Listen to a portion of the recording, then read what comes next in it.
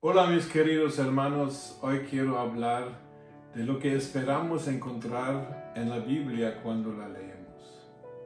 Uno se puede acercar de diferentes maneras a lo que es la Biblia y hay maneras buenas y hay maneras no tan buenas ni beneficiosas porque la Biblia es la fuente principal, es nuestra máxima autoridad respecto a lo que es la verdad y no vamos a derivar lo que creemos acerca de Dios o nosotros, la vida en general y la iglesia, de revelaciones o profecías. Lo tenemos que fundar en lo que son los 66 libros de la Biblia, así como nos ha sido pasada por las generaciones. Pero al leer la Biblia tenemos que realmente preguntarnos qué quiero yo realmente lograr con la lectura, qué quiero lograr con la meditación, el estudio de la Biblia, cuál es la motivación dentro de mi corazón por la cual yo leo, estudio e incluso medito la Biblia. Y aquí puede haber unas maneras de acercarse a la Biblia que no son tan buenas, pero sí de vez en cuando observo estas actitudes en lo que yo observo en mis viajes, por ejemplo. Entonces, una cosa es que cuando nos acercamos a la Biblia tenemos que guardarnos de ver la Biblia con un espíritu humanista. El humanismo es una filosofía que realmente predomina en el mundo del oeste, en Europa, en los Estados Unidos y mucho de América Latina. El humanismo es algo que pone al hombre y lo que es el hombre en el centro de la atención.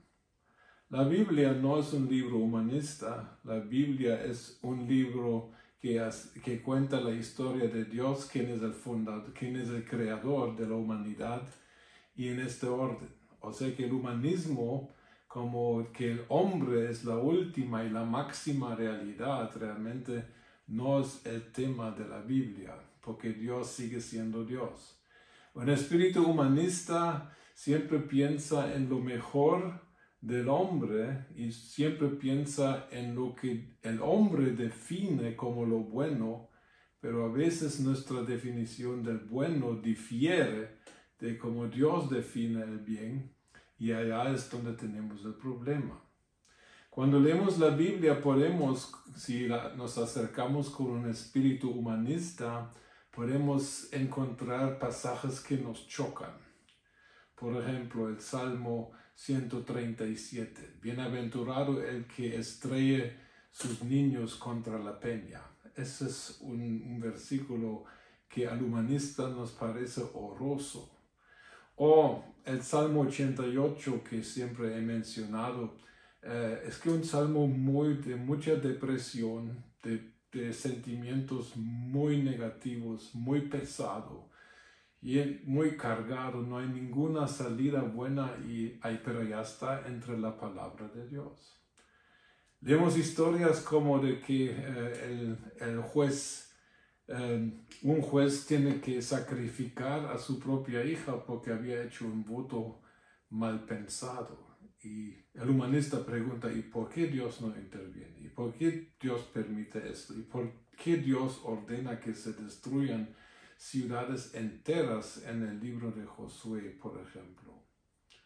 Mucho cuidado de poner en cuestión y de poner en duda lo que Dios ordena tanto en el Antiguo Testamento como en el Nuevo. El humanista es alguien que piensa primero en lo que es del hombre y lo que conviene al hombre, pero el cristiano no puede ser humanista. O sea que leer la Biblia bajo un aspecto humanista es algo peligroso que solamente va a llevar a problemas grandes y no vamos a entender nunca el mensaje, porque Dios se hizo hombre en Cristo, pero Dios no es hombre y nunca debemos olvidar eso. La segunda manera que como se acercan muchos a la Biblia en estas últimas décadas es con una expectativa de solo encontrar y buscar lo positivo. Casi hay una obsesión por lo positivo y todo se tiene que convertir a algo positivo. Pero ¿quién define qué es positivo? Otra vez es el espíritu humanista, va a diferir del espíritu del santo. En la Biblia es obvio de que no todo es positivo. Hay cosas que están mal y se quedan mal y no cambian. Para nosotros los cristianos tenemos la expectativa de que todo nos puede ayudar a bien, mas sin embargo la Biblia no miente en el sentido de que nos pueden y nos van a pasar cosas malas, cosas negativas, e incluso la Biblia nos enseña de que en lo negativo, en lo que es la depresión, por ejemplo, podemos encontrarnos también con Dios, porque según la palabra, Dios está en todo, Él también está en los momentos difíciles, negativos, oscuros, momentos sin esperanza, momentos de duda. Dios sigue estando con nosotros. Pero si obsesivamente queremos salir y abstenernos de todo lo que es negativo y todo tiene que ser positivo, esto no es bíblico, se podría decir, porque la Biblia reconoce lo negativo que existe, lo malo que existe, pero claro que no es la última realidad, viendo hacia el final de los propósitos divinos. Otra manera de acercarse a la Biblia es solo tratar de entenderla intelectualmente. Esas son las personas que leen la Biblia porque quieren entenderla. Pero no vamos a poder entender todo porque Dios se ha reservado cosas para sí, según Deuteronomio 29:29. Y entonces solo tratar de entender el contenido bíblico, de comprender las palabras, de comprender los contextos, de comprender todo lo que está escrito a nivel intelectual, lo único que puede suceder es que nos volvemos un día orgullosos y fariseos y que vamos a usar la misma Biblia para dañar a otros en lugar de rescatar y salvar a otros. Entonces, claro, podemos emplear nuestro intelecto, nuestra razón y todo eso, mas sin embargo es insuficiente para la comprensión de la palabra de Dios, porque en 1 Corintios 2, de 9 a 16, aprendemos que lo espiritual, que es la Biblia, tiene que ser discernido espiritualmente y no solamente a nivel de lo que es el alma, psíquicos, lo que en Corintios se llama el hombre natural. Entonces, también el acceso meramente intelectual es un acceso débil a lo que es la palabra de Dios. Luego, por último, quiero mencionar que también observo eso y incluso he caído en este error de vez en cuando de que al leer y estudiar la Biblia, particularmente para predicarla, uno busca lo espectacular, uno busca lo tremendo, las verdades profundas y grandes revelaciones, algo que deja a la gente con la boca abierta y asombrada. Pero hermanos, la vida puede tener momentos de asombro, puede tener momentos de wow, pero la vida normal es la vida normal. Y eso es realmente donde realmente se prueba si nuestro cristianismo es genuino. No podemos vivir de momentos espectaculares. No podemos nutrirnos de eventos que nos llenan tanto en un momento, pero a las 3 semanas ya se perdió el efecto. No es solo buscando lo espectacular, lo tremendo, lo llamativo. La Biblia lo tiene, pero eso no es su único y exclusivo fin. La Biblia enseña mucho sobre lo que es la vida común y corriente, la vida cotidiana, la convivencia con esposos, con hijos, en el trabajo, en el estudio y todo eso. Entonces, este acceso también es un peligroso que deberíamos evitar definitivamente.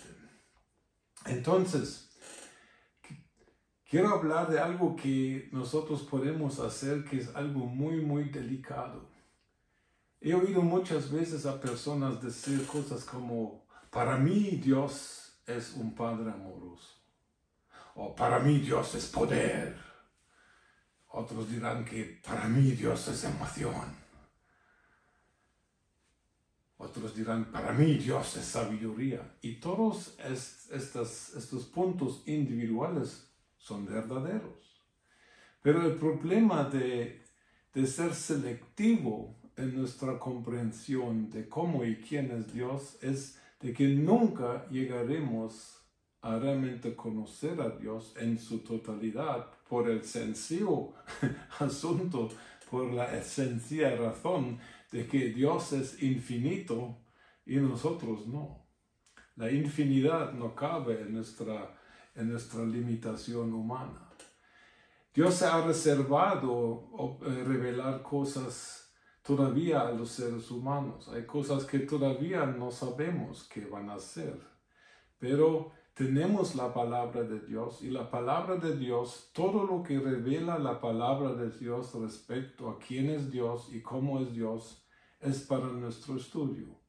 Y teniendo la palabra de Dios, yo te apuesto de que casi ninguno de nosotros hemos entendido y la palabra de Dios, la Biblia, tan a fondo de que podríamos describir perfectamente de cómo Dios solamente usando la Biblia. Vamos a quedar siempre corto, aparte de todo lo que no sabemos y que es bueno que no lo sepamos también. Entonces, este acceso de leer la Biblia con una idea de cómo y quién es Dios, en cierta manera es peligrosa porque nos puede llevar a lo que la Biblia llama la idolatría. Ahora, la idolatría es hacerse una imagen de Dios y luego adorar esta imagen. Puede ser algo físico, puede ser algo mental, puede ser una teología, puede ser una filosofía, puede ser lo que pueda ser, pero siempre el problema de la idolatría es que es falsa y es una limitación de lo que Dios es en su totalidad. Entonces, decir que Dios es un Padre amoroso es verdad, pero no es toda la verdad, como lo expuse la semana pasada en Ibiza. Dios también es el juez de los vivos y de los muertos. Dios, el Padre nuestro, que es definido como amor, en 1 Juan 4:16, este Dios que es definido como amor, también es el Dios que echará eternamente y para siempre al infierno a los que rehúsan aceptar su oferta de perdón en Jesucristo. Cuando comparamos el Jesucristo de los Evangelios con el Jesucristo de las 7 cartas a las 7 iglesias de Apocalipsis 2 o 3, encontramos de que hay un cambio.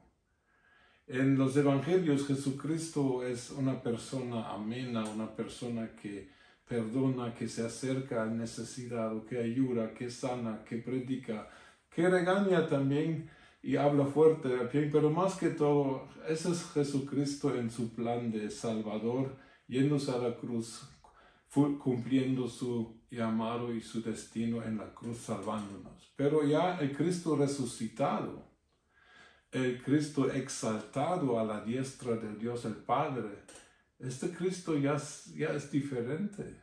Habla más fuerte, habla más claro, exige claramente lo que Él espera de cristianos y de iglesias. Y se nota de que este Cristo es el mismo Cristo, pero ahora ya no es el que está en su plan de salvar al mundo, sino que ahora está en el plan de esperar que Él pueda estar con su gente por la eternidad reinando en el reino de su Padre. Entonces, ¿cómo vemos el asunto? Y quiero mencionar algo que me llamó la atención hace mucho tiempo en el Salmo 139. Es una de las oraciones que yo personalmente oro a menudo. En el Salmo 139, versículos 23 y 24, es el final del Salmo. Dice, examíname, oh Dios, y conoce mi corazón. Pruébame y conoce mis pensamientos, y ve si hay en mí camino de perversidad, y guíame en el camino eterno. El Salmo 139 habla de atributos de Dios, habla de su omnipresencia, que Dios por su Espíritu está presente en todo rincón del universo físico. Habla de su omnisciencia, de que Dios todo lo sabe. Él sabe lo que voy a hablar dentro de 3 minutos. Habla también de Dios que es nuestro creador, que nos ha formado dentro del vientre de nuestra madre. O sea que está hablando de atributos de cómo es nuestro Dios. Pero termina con esta exhortación, esta oración del salmista, donde él pide: examíname, oh Dios, conoce mi corazón. En alemán dice: muéstrame por qué pienso como pienso, por qué creo lo que creo, algo así. Pero luego dice algo que: ve si hay en mí camino de perversidad. Y estudiando la palabra en hebreo me di cuenta de que aquí no usa la palabra malo o perverso, sino que usa la palabra ídolo. Es la misma palabra que se usa para los ídolos mencionados en el Antiguo Testamento. Y eso cabe más con todo el Salmo, porque Dios tiene su naturaleza. Pero un ídolo siempre es una perversión del original de cómo es Dios. El ídolo siempre tiene que ser menos de lo que es el original. O sea que si tomamos un aspecto del carácter de la naturaleza divina y la seleccionamos y la separamos de lo demás de lo que es la revelación de Dios, aunque este aspecto es verdadero, por ejemplo, Dios es un Padre amoroso, si solamente nos enfocamos en este aspecto, estamos camino a la idolatría, porque no estamos dispuestos a incluir también otros aspectos de Dios que son tan verdaderos y tan válidos como el aspecto de un Padre amoroso. Entonces, al leer la Biblia, lo más importante es que entremos a leerla con un corazón completamente libre de conceptos preconcebidos, libre de todo espíritu humanista, libre de todo espíritu positivista, libre de todo espíritu de buscar lo espectacular, libre de todo lo que nos pueda impedir a ver a Dios tal como es. La Biblia enseña de que hay un solo Dios. De Génesis 1 hasta Apocalipsis 22, no hay dos dioses. A mí me han dicho muchas veces inconversos que no entienden por qué cambió Dios del Antiguo Testamento al Nuevo Testamento. Parece que Dios pasó por una metamorfosis. En el Antiguo Testamento mucha sangre, mucha masacre, y esto en el Nuevo Testamento el Dios de amor. No, la Biblia dice que es el mismo Dios. No hay dos dioses. No hay dos naturalezas de Dios. Dios es uno, pero su naturaleza abarca todo lo que leemos de Él y de lo que podemos concluir de Dios en toda la Biblia. Y en todos los versículos, también aquellos que nos chocan, que nos ofenden, que nos ponen en duda, tenemos que reconocer unos asuntos bien claros. Dios es 100% bueno, Él es 100% justo, Él es 100% santo. Y Dios no ha cambiado ni cambiará jamás. Y si queremos conocer a Dios por medio de la palabra que nos ha dejado, tenemos que leer toda la palabra. También los pasajes que nos cuestan, también los pasajes que nos aburren, también los pasajes que nos hacen sufrir como humanos porque no entendemos los propósitos eternos de Dios. Y allá vamos a tener la oportunidad de realmente empezar a conocer a Dios tal como es Él, y no solamente conocer el aspecto que más nos gusta o que más nos convenga. Así que leamos la palabra de Dios, pero leámosla con un corazón completamente abierto y libre de preconceptos, y abierto que Dios que nos manifiesta a nosotros como Él quiera y no como nosotros lo queremos o tal vez hasta lo demandamos. Dios nos ayude y Dios nos bendiga como siempre. Saludos a todos los países donde me estéis viendo.